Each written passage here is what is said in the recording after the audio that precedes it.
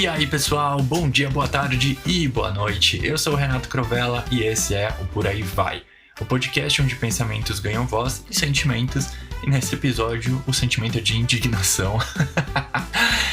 Ai gente, se vocês sentirem assim que tá uma vibe meio parecida com o episódio da semana passada, não é à toa não, tá? Não é só impressão.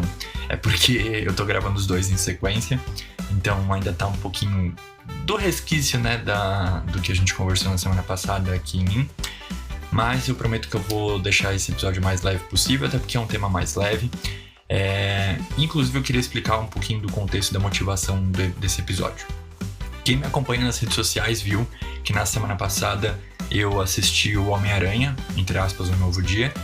E esse filme me gerou sensações, assim, não posso dizer que boas, não posso dizer que tão intensas, mas as discussões sobre o filme fizeram eu perceber que esse filme renderia um episódio só pra ele, entendeu? Principalmente porque eu acho que ele representa o momento atual dos filmes de super-herói em geral.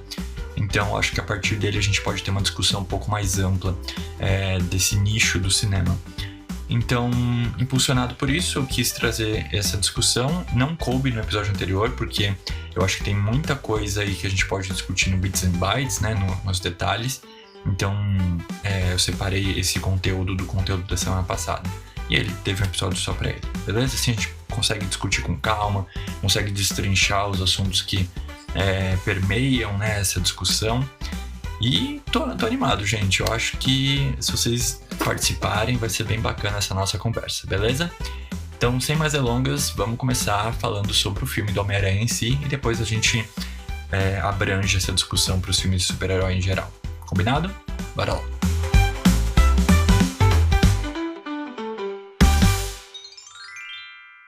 Homem-Aranha, mais um dia qualquer. Assisti o quarto e, infelizmente, não o último filme do Homem-Aranha do Tom Holland e saí do cinema achando que o filme merecia aí umas 4 estrelas. Assim, meio que forçando.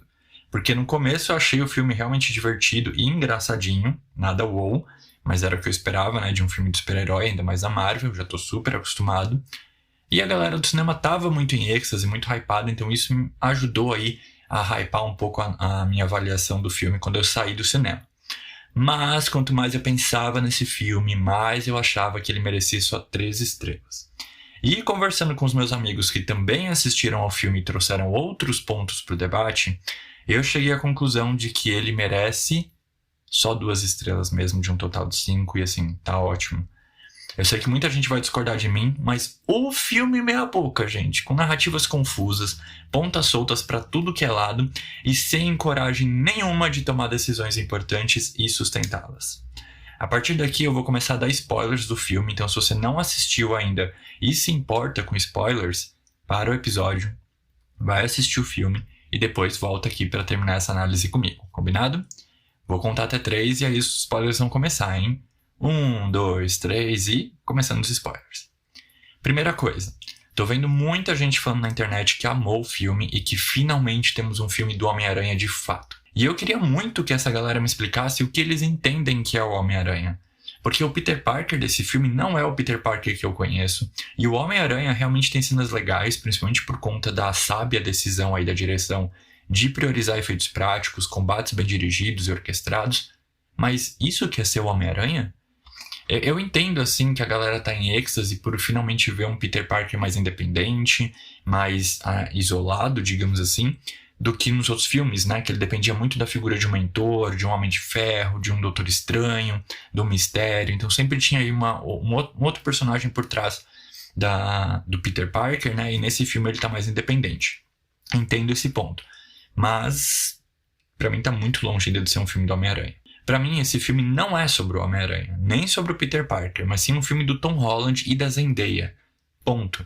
Não dá nem pra falar que o filme é da Jean Grey, porque se não falassem o nome dela no filme, eu iria achar que a personagem da Sadie Sink é uma vilã telepata qualquer. Não tem nenhuma conexão com mutantes, com os X-Men, com a personalidade da Jean heroína que a gente tá acostumado. Pra mim, gente, ela é uma vilã que beira aí a psicopatia, tá? E vai ser muito difícil agora, pelo menos pra mim, comprar a ideia de que ela vai ser uma heroína e que provavelmente vai ser a base dos X-Men nos próximos filmes da Marvel. Cara, ela fez coisas assim que são muito problemáticas, sabe? Pra você colocar depois ela como uma heroína. Então, não sei como que eles vão desfazer essa merda. Muito provavelmente vão inventar um feitiço, vão voltar no tempo, vão dar qualquer outra solução esdrúxula como eles têm dado, né, pra essas decisões burras de roteiro.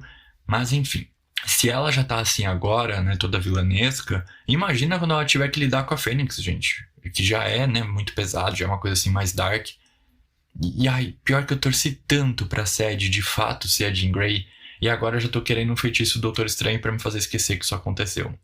Enfim, voltando aqui ao meu ponto sobre a descaracterização do Homem-Aranha e do Peter Parker, poxa, esse filme era a oportunidade perfeita de introduzir personagens legais da mitologia do Homem-Aranha e que nunca foram adaptadas, como a Gata Negra, o Miles Morales, a Tifoide, Carly Cooper. Mas não, o filme joga fora toda e qualquer oportunidade que ele tem de desenvolver algo realmente interessante e novo. Até fiz a besteira aí de entrar numa discussão sobre o filme com uma galera aleatória que veio defender que o filme quis passar era uma mensagem legal sobre a amizade do Peter com a MJ e o Ned. Mas que mensagem é essa? Os caras levaram 2 fucking horas pra contar essa história e saíram de nada pra lugar nenhum. 2 horas pra consertar um erro que eles cometeram no filme anterior e que já que era pra ser resolvido da forma mais esdrúxula e previsível, então que fizessem isso nos primeiros 10 minutos de filme e seguissem a história com foco em outra coisa, sabe? Aliás, tudo no filme é extremamente redundante e previsível. Que a contenção de danos era a verdadeira vilã da história, todo mundo já sabia desde o começo. Que a Jean Grey queria vingança ou algo do tipo, também já dá pra sacar logo no começo. Aí fica uma encheção de linguiça e quando termina você fica... Caramba, se era isso mesmo, por que não resolveu logo e poupou meu tempo? Cortaria uns 45 minutos de filme fácil. Não vou nem entrar no mérito das cenas repetidas, como a cena da MJ caindo ali, e aí você fala, nossa, será que eles vão ter coragem de matar ela finalmente, porque ninguém aguenta mais esse casal? E não matam, a cena já aconteceu no Homem-Aranha passado, tá se repetindo agora, as decisões se repetem, as resoluções se repetem, cara, é muito cansativo assistir essa franquia do Homem-Aranha. Por falar em redundante, a gente precisa falar das piadas do filme. E sim, gente, eu já fui muito Marvete, até então eu me considerava ainda Marvete, mas acho que eu tô revendo isso. E eu já defendi muito esse humor da Marvel, passei pano pra essa fórmula batida o máximo que deu, mas agora até pra mim já deu. Toda a piada que a gente pode considerar, entre aspas, boa, né, vai se repetir 3 vezes no filme. Às vezes até mais, pode anotar. É tão quadrado e previsível que você consegue até autocompletar as falas dos personagens no final do filme, já prevendo que a tal piada vai se repetir. Chato, gente, maçante. E por falar em piada, transformaram o Justiceiro e o Hulk em piada, né? E o pior é que tava tão legal de ver a relação do Homem-Aranha e do Justiceiro no começo, mas aí virou uma galhofa que, nossa, me deu assim dor física de vergonha. E o Hulk só tava nesse filme pra mostrarem que ele deixou de ser o Professor Hulk pra virar Hulk de novo, né? Quer dizer, o Hulk que fica mansinho quando alguém fala que é amiguinho dele. Olha que fofo, gente. Bem a cara do Hulk, né? Ninguém lembra quem é o Peter Parker, mas o Hulk milagrosamente lembrou aí no meio por conta que ele falou, eu sou seu amiguinho. Não vou nem entrar no mérito também do Peter desempregado, pagando as contas de boa, alugando um apartamento, pedindo até pizza, gente, chique, né? Eu que tenho salário, que tenho trabalho, não consigo pedir pizza direito. Ele tem também acesso aí a tecnologias que me parecem bem caras, sem nem trabalhar. Por falar em trabalho, o Clarim Diário, né, que é uma empresa aí, um jornal interessante, que geralmente o Peter Parker trabalha, né, tirando foto do Homem-Aranha e tal, ficou totalmente esquecido no rolê e poderia ter uma relevância para essa história que eles queriam contar nesse filme. E várias outras inconsistências de roteiro ou divergências com a mitologia do Homem-Aranha, que assim, não vou nem entrar no mérito porque senão esse episódio vai ser mais longo do que o próprio filme. Mas tem 2 coisas em relação ao roteiro que eu preciso citar porque são importantes pra gente entender por que eu defendo que o filme é realmente ruim. Não é nem mediano mais. A primeira é a tal transformação do Peter. Na primeira cena dessa transformação, ele perde a consciência no quarto dele, ele tá vestido, tudo, e acorda no meio de um monte de teia praticamente sem roupa. Aí isso, na minha visão, sugere só 2 coisas pra gente. A primeira é que ele vira algo diferente, como acontece com o Hulk Banner, né, que ele tá ali vestido, quando ele se transforma no Hulk, ele fica só de calção. Ou que ele perdeu a consciência e foi fazer um striptease no telhado. A gente quer acreditar que é a primeira opção, mas essa transformação aí nunca é mostrada ou confirmada no filme, e como eu já falei, sai do nada pra lugar nenhum. Mostra que ele fica mais agressivo, só que tem só aquele primeiro incidente ali com a polícia e depois nada mais acontece nesse sentido. Essa transformação só serve pra dar um power-up aí pro Peter vencer os ninjas naquela luta que foi um ponto alto do filme, mas só. E aí precisava de tanto tempo de tela e tanto drama em volta dessa mutação pra fingir que desenvolve essa mutação dele só pra isso? A segunda que eu vou enfatizar é que realmente a Marvel perdeu a oportunidade perfeita para introduzir novos personagens e mostrar o Peter de verdade. Era a hora perfeita para introduzir, por exemplo, Harry Osborn como um novo melhor amigo do Peter. E cara, o Peter é um safado nas HQs. Ele já pegou metade das mulheres da Marvel. Por que esse Peter do Tom Holland tem tanta dificuldade de superar a ex e seguir em frente? Pô, podiam ter feito ele ser par com a Viúva Negra, já que jogaram ela no filme ali pra nada. Introduzir a Felicia Hardy como a Gata Negra, ou a Gwen Stacy, que seja. Qualquer outro par romântico do Peter. Sem falar no Miles Morales, né? Que poderia ser aí um dos filhos da policial, ou o menino que tava ali na cena final em frente ao hospital. Mas não. Tudo isso jogado fora e uma grande oportunidade desperdiçada porque estão com esse hiperfoco no Tom Holland, na Zendaya e no Ned. Triste para os fãs do Homem-Aranha de verdade, mas para não ser injusto, o filme acerta bem em retratar aí uma geração de pessoas que vivem das redes sociais e esquecem de buscar a conexão e as experiências na vida real. E dito isso, fica a questão. Será que é o fim dos filmes de super-heróis? Para mim, particularmente, é. Eu tô bem cansado de gastar o meu rico dinheirinho pra ir ao cinema assistir o mesmo filme, com as mesmas histórias, os mesmos personagens, ser feito de trouxa, ficar gastando meu tempo pra ver obras que servem de introdução pra outras obras, que nos levam a mais uma obra, sem fim, fica nesse ciclo. Gente, cinema é caro pra se sustentar só com efeitinho especial e imagem bonita, sabe? Eu quero ir pro cinema pra ter uma experiência... pra sair de lá com uma sensação diferenciada, de prazer, de inspiração, de emoção, ou sei lá, deslumbramento, que seja. Mas eu quero sentir algo. Eu quero ser impactado pela história que está sendo contada. Tipo o que aconteceu com o Diabo Veste Prada 2, que eu saí de lá inspirado, querendo voltar a escrever, a me encontrar na minha carreira. Vim aqui, né, fiz toda uma análise do filme, assim, super empolgado. Mas, num contexto geral, não acho, assim, que o gênero de super-heróis está chegando ao fim. Estamos falando de um gênero com muitos fãs fiéis e que realmente ficam deslumbrados com esse tipo de história que vem pro cinema. Papo das sessões de pré-estreia e de estreia estarem lotadas e a maioria do cinema aplaudir depois de um filme como esse do Homem-Aranha, que é no máximo um filme de sessão da tarde. E muito desse deslumbramento e dessa paixão por esses filmes vem de um simples fanservice, de botar um personagem ali, por mais que ele não tenha muito contexto, que ele não tenha muita conexão ou muita utilidade pra história, mas só dele estar ali, dar um tchauzinho, um beijo, querido, é isso que a gente quer. Não, mas não é o que eu quero, particularmente falando. Inclusive, né, gente, o que fala de gente que aplaude um filme de cinema, né? Sinceramente, a galera acha que tá no teatro. Mas, enfim, isso é outro papo. Outro ponto importante a se considerar sobre o gênero super-heróis é justamente a influência para as futuras gerações. É o que crianças e adolescentes gostam e querem consumir, é feito para eles, né? Não tem jeito. E aqui tem algo que eu acho bastante problemático nos filmes recentes de super-heróis que eu tenho assistido. A maioria transmite uma mensagem, ainda que sem querer, de que as nossas decisões e ações não têm peso, não têm consequência. E quando tem, é reversível no estalar de dedos, literalmente.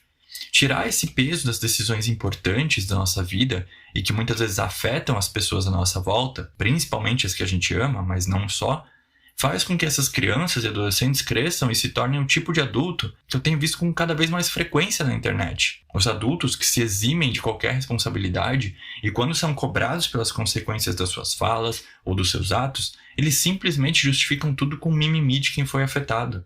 A gente falou aqui na semana passada de um caso relacionado a isso.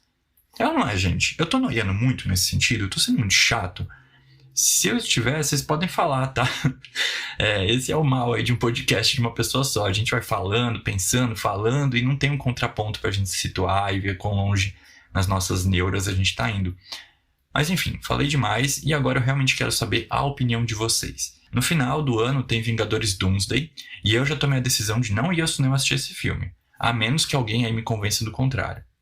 todo mundo sabe que nesse filme vai dar tudo errado, para depois os danos serem revertidos no Vingadores Guerras Secretas, ou anos depois, como aconteceu com o Steve e o Homem de Ferro, que teoricamente morreram mesmo, no último filme dos Vingadores, mas agora estão de volta de novo.